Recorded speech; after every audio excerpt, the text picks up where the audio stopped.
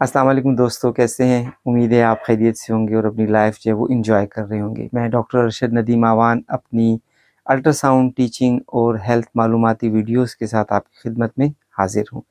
दोस्तों, अगर आपको बार बार पेशाब आ रहा है, आपका मुंह खुश्क हो रहा है, तो आपको ये जानना ज़रूरी है कि आया आपको ज़ियाबितीस या शुगर का मरज़ लाहक होने वाला है या आपको कोई मसाने की कमज़ोरी है। इन दोनों बातों में डिफ़रेंस को मालूम करने के लिए मेरी ये वीडियो देखते रहिएगा।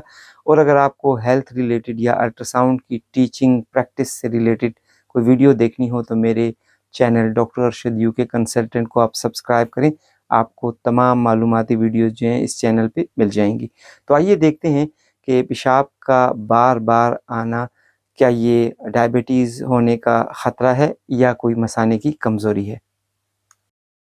अगर आपको बार-बार पेशाब आ रहा है और आपका मुँह खुश्क हो रहा है, तो आपके लिए ये जानना ज़रूरी है कि आया आपको डायबिटीज़ है या आप प्री डायबिटिक हैं या आप नॉर्मल हैं। ये तीनों बातों का जानना इंतहाई ज़रूरी है। तो आप देखें कि आप नॉर्मल कैटेगरी में हैं या आप प्री डायबिटिक हैं या आप जो है डायबिटिक हैं। तो सबसे पहले हम देखते हैं कि वो कौन-सी अलामात हैं जो कि हमारी बॉडी में जो है शुरू होती हैं और उसके बाद हमें ये सोचना ज़रूर होता है कि आया हमें डायबिटीज़ है या हमें नहीं है या हम प्री डायबिटिक हैं। दोस्तों, अगर आप डायबिटिक हैं या आप प्री डायबिटिक हैं तो आपके जिस्म में ये 8 अलामात जो हैं उनका ज़हूर, उनका ज़ाहिर होना जो है वो शुरू हो जाएगा। सबसे पहली अलामत जो है, आपको पेशाब का बार-बार आना और आपका मुँह खुश्क होना। आपको पेशाब की हाजत बार-बार आएगी और आप बार-बार जो है टॉयलेट की तरफ जाएँगे। तो ये एक अलामत जो है, सबसे पहली अलामत है जिससे हम डायबिटीज़ या प्री डायबिटीज़ का ख़तरा महसूस करते हैं। अगर आपका हल्क बार-बार खुश्क हो रहा है और आपको पानी की तलब ज़्यादा है और आपको प्यास बहुत ज़्यादा लग रही है, तो ये आपकी दूसरी अलामत होगी। ज़ियाबितीस, शुगर या प्री डायबिटीज़ की जो तीसरी अलामत है वो ये है कि आपका वज़न जो है वो कम होना शुरू हो जाएगा। बावजूद इसके कि आपकी डाइट नॉर्मल हो और आप अपनी खुराक जो है मुतवाज़न तरीके से खा रहे हों, उसके बावजूद आप महसूस करेंगे कि आपका वज़न जो है वो कम होता जा रहा है। डायबिटिक और प्री डायबिटिक की चौथी अलामत जो है वो बॉडी में या तमाम जिस्म में दर्दों का होना, ख़ुसूसी तौर पर रात को सोते वक़्त जो है बॉडी में दर्द और ईंठन और अकड़ाहट का एहसास जो है वो होता है। डायबिटीज़ की 5वीं अलामत और 5वीं निशानी ये है कि आपको ठंडे पसीने आना शुरू होंगे। आपको बैठे-बैठे ठंडे पसीने आएँगे और आपका जिस्म जो है वो ऐसे ही गैर मामूली ठंडा होना शुरू हो जाएगा। आपको महसूस होगा कि आपकी बॉडी यकदम जो है वो ठंडी हो गई और आपको जो है वो ठंडे-ठंडे पसीने आने लगते हैं। डायबिटीज़ या प्री डायबिटीज़ की छठी अलामत ये है कि आपका अचानक सर चकराना शुरू हो जाएगा या आप कहीं पे बैठे हैं, बैठे-बैठे आप खड़ा होना चाहें तो यकदम आपका सर जो है वो चकरा जाएगा। तो ये भी एक डायबिटिक और प्री डायबिटिक की अलामत है। डायबिटीज़ और प्री डायबिटीज़ की 7वीं अलामत ये है कि आप बहुत जल्दी थक जाते हैं, आपको नकाहत महसूस होती है और आपको महसूस होता है जैसे आपकी तमाम बॉडी की एनर्जी जो है वो ड्रेन हो गई है। डायबिटीज़ की या प्री डायबिटीज़ की जो 8वीं अलामत है वो ये है कि आपको अक्सर अपने हाथ-पाँव में सनसनाहट का एहसास होता है, ख़ुसूसी तौर पर पेरिफेरल एरिया में, पाँव की उँगलियों में या हाथों की उँगलियों में आपको ऐसा महसूस होता है जैसे जो है चींटियाँ रेंग रही हों। इसको हम जो है सनसनाहट का एहसास जो है कहते हैं। तो ये प्री डायबिटिक या डायबिटिक की निशानियों में से एक निशानी है। दोस्तों, अगर आपको बार-बार पेशाब आ रहा है और आपको ये शक है कि आया आपको डायबिटीज़ है या आप प्री डायबिटिक हैं या आपको डायबिटीज़ नहीं है, तो आपको ये 3 काम और ये 3 टेस्ट ज़रूर करवा लेने चाहिए। ये HbA1c सबसे पहला टेस्ट HbA1c है, ये नहार मुँह करवाया जाता है और इसका जो लेवल है अगर नॉर्मल है तो 5.7% से इसको कम होना चाहिए, तो आप समझिए ये नॉर्मल है। अगर 5.7 और 6.4 के दरमियान ये टेस्ट आता है तो इसका मतलब है कि आप प्री डायबिटिक हैं और आपको डायबिटीज़ जो है वो होने वाला है। प्री डायबिटिक के लिए ये कंसिडर किया जाता है कि इसको डायबिटिक में कन्वर्ट होने के लिए जो टाइम दिया गया है वो 10 साल का है। तो आपको किसी भी वक्त हो सकता है, 1 साल से लेकर 10 साल के दरमियान डायबिटीज़ हो सकती है।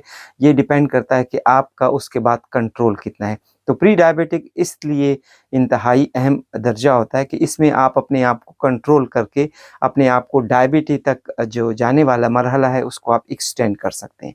और अगर आपका HbA1c जो है वो 6.4% से ज़्यादा है तो आप श्योरली जो है वो डायबिटिक हैं। तो आपने सबसे पहले काम ये करवाना है कि आपने अपना HbA1c करवाना है। दूसरा काम जो आपने करवाना है वो आपने शुगर, ब्लड शुगर फास्टिंग और ब्लड शुगर रैंडम करवाना है। ब्लड शुगर फास्टिंग का मतलब ये हुआ कि आपने बिल्कुल नहार मुँह जो है खून का सैंपल देना है और आपने ब्लड शुगर करवाना है, तो वो जो है 120 mg/dl तक जो है होना चाहिए, इससे कम होना चाहिए। तो इसको हम कहते हैं ये नॉर्मल फास्टिंग ब्लड शुगर है।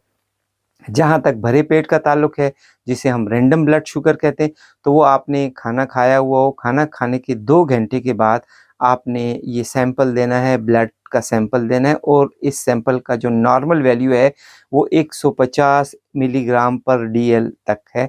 अगर 150 मिलीग्राम से कम है तो ये नॉर्मल है और अगर उससे ज़्यादा है तो हम इसको डायबिटीज़ कंसिडर करते हैं।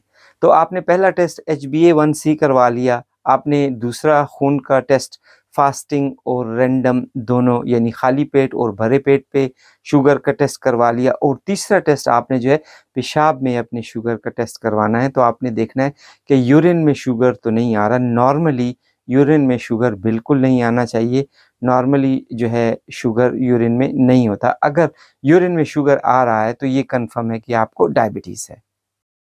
दोस्तों, अगर आपकी उम्र 40 साल से ज़्यादा है तो आपको यकीनन अपनी इन्वेस्टिगेशन करवा लेनी चाहिए ताकि आपको कंफर्म हो जाए कि आपको डायबिटीज़ तो नहीं है या आप प्री डायबिटिक हैं या आपको डायबिटीज़ है। अगर इन तीनों स्टेजेस के बाद आप कंफर्म कर लेते हैं कि आपको डायबिटीज़ है, तो डायबिटीज़ में अक्सर 3-4 कॉम्प्लिकेशंस होती हैं। सबसे पहली कॉम्प्लिकेशन ये है कि डायबिटिक पेशेंट जो होता है वो दिल के अमराज को काफ़ी ज़्यादा प्रोन होता है, यानी उसको दिल के अमराज का बहुत ज़्यादा ख़दशा होता है। क्योंकि ये जो खून के अंदर शुगर का होना होता है, ये खून के अंदर का शुगर जो है हमारी ब्लड वेसल्स या खून की नालियों में जम कर खून की नालियों को तंग करता है, जिसके नतीजे में हार्ट अटैक का ख़तरा होता है। दूसरी जो बहुत बड़ी कॉम्प्लिकेशन है वो ये है कि उसे हम कहते हैं डायबिटिक नेफ्रोपैथी, के गुर्दे फ़ेल हो जाते हैं। तो गुर्दे के फ़ेल होने की मेन रीज़न जो है वो डायबिटीज़ है। जो इसकी तीसरी कॉम्प्लिकेशन है उसको हम कहते हैं डायबिटीज़ रेटिनोपैथी, यानी आँख का जो पीछे पर्दा है जिसे हम रेटिना कहते हैं, उस रेटिना में जो चेंजेज़ आ जाती हैं जिसकी वजह से इंसान की बीनाई जा सकती है, उसको हम कहते हैं डायबिटीज़ रेटिनोपैथी। और जो चौथी कॉम्प्लिकेशन है उसे कहते हैं डायबिटीज़ न्यूरोपैथी, कि आप देखते हैं कि हमारी जो पाँव की उँगलियाँ हैं ख़ुसूसी तौर पर उन तक खून की सप्लाई नहीं होती और वो सुन्न रहती हैं और आहिस्ता-आहिस्ता वो जो है वो बिल्कुल ऐसा महसूस होता है कि जैसे ये डेड हो गई हैं। तो हम इसको कहते हैं डायबिटिक न्यूरोपैथी। तो ये 4 एब्नॉर्मैलिटीज़ जो हैं वो डायबिटीज़ के साथ रिलेटेड है। तो इसलिए आपको इन्वेस्टिगेशन करवा के कंफर्म कर लेना चाहिए कि आप नॉर्मल हैं, प्री डायबिटिक हैं या डायबिटिक हैं। तो आपको इन चारों बीमारियों की तरफ बढ़ने से अपने आप को कंट्रोल करना होगा और आपको एहतियाती तदाबीर करनी होंगी। दोस्तों, अगर आप नॉर्मल हैं या आप प्री डायबिटिक हैं या इवन आप डायबिटिक हैं तो आपको अपनी रोज़मर्रा मामूल में इन 8 बातों का ख़्याल रखना बहुत ज़रूरी होगा। पहली बात कि आपने एक्सरसाइज़ जो है वो रेगुलर बेसिस पे करनी है। दिन में आप कुछ ख़ास वक्त जो है एक्सरसाइज़ के लिए निकाल लें और वो एक्सरसाइज़ जो है चाहे आप वॉकिंग करें, चाहे आप जो है ब्रिस्क वॉकिंग करें, चाहे आप जो है जिम में एक्सरसाइज करें या आप जो है साइकिलिंग करें या आप रनिंग करें, जो भी आपके लिए मौजू हो, लेकिन आपने अपनी डेली रूटीन में कम से कम आधा घंटा निकालना है कि आप अपनी एक्सरसाइज को दे सकें। आपने जो दूसरा काम करना है वो आपने अपनी हेल्दी रूटीन को जो है वो कंटिन्यू रखना है। आपका दिल जिस चीज़ में भी लगता हो, जिस चीज़ में आपको खुशी महसूस होती हो, तो आपने वो एक्टिविटी अपनी डेली बेस पर करनी है। क्योंकि जब इंसान कोई ऐसा काम जिससे उसको खुशी महसूस होती हो, तो हमारे ब्रेन से ख़ास हार्मोन सिक्रीट होता है, जो कि हमारी तमाम बॉडी पे इफ़ेक्ट करता है, ख़ुसूसी तौर पर हमारे ब्लड वेसल्स पे इफ़ेक्ट करता है, हमारी तमाम हार्मोन्स पे इफ़ेक्ट करता है, जिसके नतीजे में हमारी इंसुलिन जो है वो सिक्रीशन होती है और हमारी बॉडी में जो है वो शुगर का लेवल जो है वो कम होता है। जो लोग नॉर्मल हैं उनका सतह नॉर्मल रहता है, जो प्री डायबिटिक हैं उनमें डायबिटी तक पहुंचने के लिए वक्फ़ा लंबा हो जाता है। इसलिए वो मशागिल जो आपके पसंदीदा हैं, अपनी रोज़मर्रा रूटीन में उन मशागिल को ज़रूर शामिल करें। और तीसरी और इंतहाई अहम बात कि अपने आप को ज़हनी दबाव, परेशानी और गुस्से से दूर रखें। ऐसे तमाम हालात, ऐसे तमाम काम जो आपको गुस्सा दिलाएं या आपकी इंटरनल या ज़हनी सेहत में तब्दीली पैदा करें, आप कोशिश करें उन तमाम कामों को अवॉइड करें और अपने आप को जितना ज़्यादा रिलैक्स रख सकें, आप अपने आप को रिलैक्स रखें। और जहाँ तक चौथी बात का ताल्लुक़ है, तो आप अपनी खुराक को मुतवाज़न रखें। आपकी खुराक जो है वो बैलेंस होनी चाहिए, उसमें फ़ाइबर्स का इस्तेमाल ज़्यादा होना चाहिए, उसमें सब्ज़ियों का इस्तेमाल ज़्यादा होना चाहिए, उसमें फ्रूट्स का इस्तेमाल ज़्यादा होना चाहिए। वो लोग जो प्री डायबिटिक हैं, कोशिश करें कि वो इतने ज़्यादा मीठे फल या फ्रूट इस्तेमाल ना करें। वो लोग जो नॉर्मल है, उनको भी चाहिए कि वो एतदाल के साथ मीठा इस्तेमाल करें, ताकि वो जो है डायबिटिक की तरफ या प्री डायबिटिक की तरफ ना जा सकें। जहाँ तक पाँचवीं बात का ताल्लुक़ है कि चीनी का इस्तेमाल बिल्कुल बंद करें। चीनी में कुछ ऐसे प्रोसेस्ड केमिकल्स डाले जाते हैं जो कि डबल इफ़ेक्ट करते हैं और हमारी बॉडी की जो इंसुलिन रेजिस्टेंस है उसको ख़त्म करते हैं और इंसुलिन के लेवल को कम कर देते हैं। लिहाजा आप कोशिश करें कि जो रिफ़ाइंड चीज़ें हैं, जो मीठी चीज़ें हैं और ख़ुसूसी तौर पर जो कन्फेक्शनरी है, आप उसको अवॉइड करें और अपनी खुराक में जो है वो आप चीनी का इस्तेमाल बंद कर दें।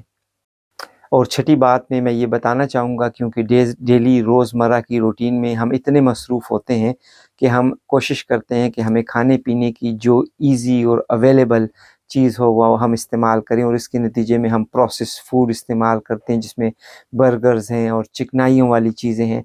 तो जब हम ये इस्तेमाल करते हैं तो इससे हमारी बॉडी का जो इंटरनल मैकेनिज़्म है वो डिस्टर्ब हो जाता है और हमें डायबिटीज़ हो जाता है। सातवीं जो एडवाइस है उसमें मैं ये बताऊँगा, क्योंकि बहुत सारी चीज़ें रिस्ट्रिक्शन के बाद ये सवाल पैदा होता है कि क्या खाना चाहिए और क्या नहीं खाना चाहिए। तो याद रखिएगा कि आप सब्ज़ियों का इस्तेमाल जितना ज़्यादा करेंगे उतनी ज़्यादा आपकी बॉडी को फ़ाइबर्स मिलेगी और उसमें जो है इंसुलिन की मिक़दार ज़्यादा होती है और आपकी बॉडी की इंसुलिन डिफ़िशियंसी की कमी पूरी होती। जिस तरीके से सब्ज़ पत्तों वाली सब्ज़ियाँ, ख़ुसूसी तौर पर भिंडी का इस्तेमाल करें, तो इससे ये है कि इंसुलिन रेजिस्टेंस में जो है हमारी बॉडी में कमी पैदा होती है, हमारी बॉडी में जो है इंसुलिन की मिक़दार ज़्यादा होती है और हम इसकी इस्तेमाल की वजह से जो है डायबिटीज़ से बचे रहते हैं। और आठवीं एडवाइस में मैं ये कहूँगा कि आप चाहे किसी भी मसलक से ताल्लुक़ रखते हों, मज़हब से ताल्लुक़ रखते हों, आप अपनी बाकायदगी के साथ अपनी इबादत का एहतमाम करें। चाहे आप मुसलमान हैं, कि आप हिंदू हैं, कि आप ईसाई हैं, कि आप सिख हैं, या आप जौन से भी मसलक से ताल्लुक़ रखते हैं, आप अगर अपनी इबादत को तवज्जो देंगे तो यकीनन आपके अंदर सुकून पैदा होगा, आप रिलैक्स होंगे और आपकी बॉडी के जितने भी हार्मोनल सिस्टम है वो नॉर्मल रहेगा और आपको जो है अगर नॉर्मल हैं तो आप डायबिटीज़ नहीं होगी, और अगर आप प्री डायबिटिक हैं तो आपका जो डायबिटिक तक का अरसा है वो बड़ा प्रोलॉन्ग हो जाएगा, और इवन अगर आप डायबिटिक हैं तो आपकी डायबिटीज़ जो है वो कंट्रोल रहेगी। तो मसाने की कमज़ोरी के हवाले से आज की वीडियो पे हमने कंफर्म किया कि अगर ये जो अलामात आपसे डिस्कस कर ली गई और ये अगर आपके अंदर मौजूद हैं तो आप अपने आप को 3 कैटेगरीज़ में डाल सकते हैं, या आप नॉर्मल हैं, या आप प्री डायबिटिक हैं, या आपको डायबिटीज़ है। और इससे हटकर अगर ये सब चीज़ें आप में नहीं हैं तो आपने टेस्ट भी करवा लिया और आपका टेस्ट नॉर्मल आया, तो फिर आप सोच सकते हैं कि आपको कोई मसाने की या गुर्दे की तकलीफ़ हो सकती है। तो मसाने और गुर्दे की तकलीफ़ की अलहदा वीडियो अपलोड हुई है ताकि आप उसे बेहतर तरीके से समझ सकें कि मसाने की क्या प्रॉब्लम हो सकती है, या मसाना कमज़ोर हो सकता है, या गुर्दे की कोई प्रॉब्लम हो सकती है जिसकी वजह से बार-बार पेशाब आता है, बार बार आपको पेशाब की हाजत महसूस होती है, तो आप मेरी दूसरी वीडियो जो इसके फ़ौरन बाद अपलोड होगी आप वो ज़रूर देखिएगा। तो आपका माइंड जो है वो क्लियर हो जाएगा और आपको क्लियर इंस्ट्रक्शन मिल जाएंगी कि आपने आगे जाकर कौन सा टेस्ट करवाना है और आपने कौन सी एहतियाती तदाबीर करनी है। जहाँ तक ट्रीटमेंट का ताल्लुक है, तो ट्रीटमेंट के हिस्से को मैंने इसलिए अलहदा छोड़ दिया कि ट्रीटमेंट जो है ये कंसल्टेंट जो है या वो डॉक्टर जो कि डायबिटीज़ के लिए मखसूस होते हैं, वो प्रॉपर तरीके से जो है उसकी मेडिकेशन दे सकते हैं।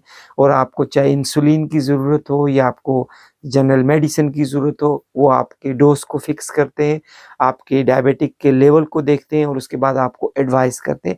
लिहाज़ा कभी भी किसी की कही सुनी बात पर दवाई आपने इस्तेमाल नहीं करनी, आपने अपने कंसल्टेंट से राब्ता करना है। वो आपको टेस्ट के बाद आपकी डोज़ को कन्फर्म करेगा और फिर एक रेगुलर आपको रीचेकअप करना होता है, फ़ॉलो अप करना होता है, ताकि वो आपकी डोज़ को जो है वो करेक्ट कर सके। मैं यकीन रखता हूँ मेरी आज की वीडियो से आपकी मालूमात में इज़ाफ़ा हुआ होगा। मेरी वीडियो देखते रहिएगा, मेरे चैनल को सब्सक्राइब करते रहिएगा। नेक्स्ट वीडियो जो कि मसाने और गुर्दे से रिलेटेड है कि हमें बार-बार पेशाब क्यों आता है और हमारा मसाना क्यों कमज़ोर होता है, इसके बारे में आप मेरी नेक्स्ट वीडियो का इंतज़ार कीजिएगा। आपके साथ नेक्स्ट वीडियो में मिलेंगे। इजाज़त चाहता हूँ। अल्लाह ने के बाद।